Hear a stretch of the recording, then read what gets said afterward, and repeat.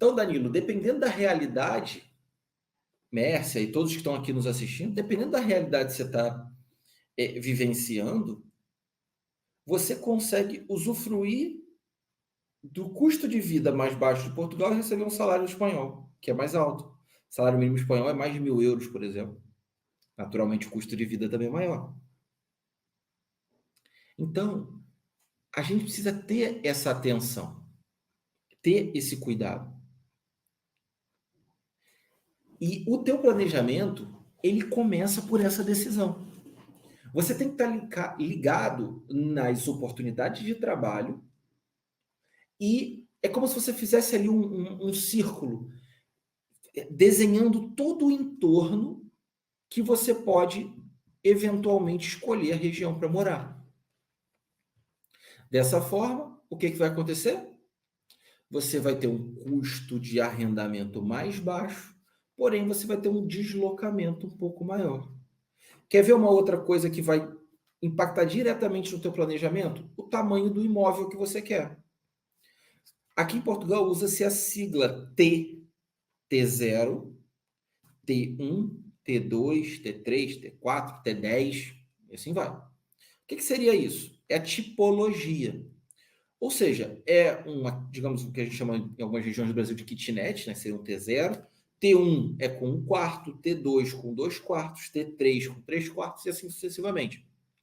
Né? Existe o T1 mais 1, por exemplo, que não é chamado T2, é T1 mais 1, porque esse mais 1 aqui é um quarto que não tem janela.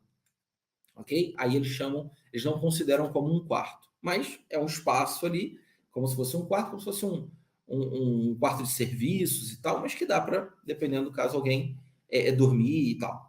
Então, existem essas tipologias aqui. O valor de um T1 para um T2, você já tem uma variação. E para um T3, mais ainda. Então, aqui é um ponto. Você precisa estar atento à seguinte questão. Às vezes, o primeiro imóvel que você vai chegar em Portugal não será o imóvel dos seus sonhos. Você precisa estar ciente disso. Muitas pessoas cometem um erro grave, que é o seguinte: eu chego lá e na hora eu vejo. Não é tão simples assim. Se eu, por exemplo, estou no Rio de Janeiro, como eu fiz, eu saí do Rio de Janeiro sem ter casa para morar em São Paulo. Sentei, entrei numa imobiliária lá, sentei e falei, quais são as opções aqui nesse bairro? Ah, tem esse. Tá bom, quero esse aqui. Ok, corre papelada, foi resolvido. Em 2 dias eu já estava na casa. Em Portugal não é assim. Não é tão simples. Por quê? Porque nós temos baixa oferta e alta demanda. Baixa oferta de imóveis disponível e várias pessoas procurando. Ok?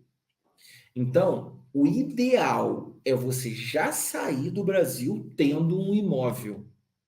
Esse é o ideal. Você já sai do aeroporto e já vai direto para tua casa. Esse é o plano perfeito.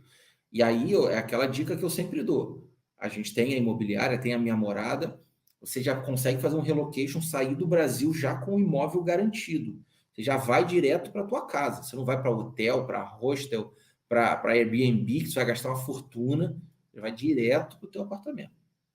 Ok? Isso eu indico para todo mundo. Foi o meu caso.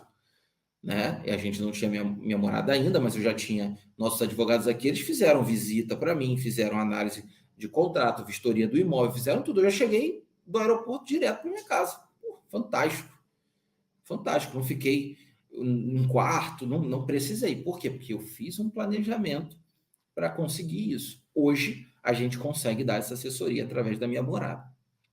Então, né, Minha Morada e os nossos parceiros. Então, peraí, eu tenho que estar atento a câmbio, vamos lá, de novo. Salário mínimo, juros, taxa de juros, se eu quiser comprar um imóvel.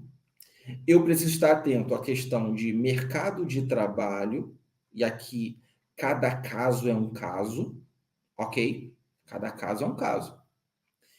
E também a tipologia do imóvel, se é um T1, T2, T3, T4. E a questão referente a deslocamento necessário. Porque, às vezes, você, estando a 10 minutos de um grande centro, você consegue um valor de 100 euros, 200 euros, 300 euros mais barato do que se você estivesse num grande centro. Simplesmente por estar 10 minutos de distância, 20 minutos de distância.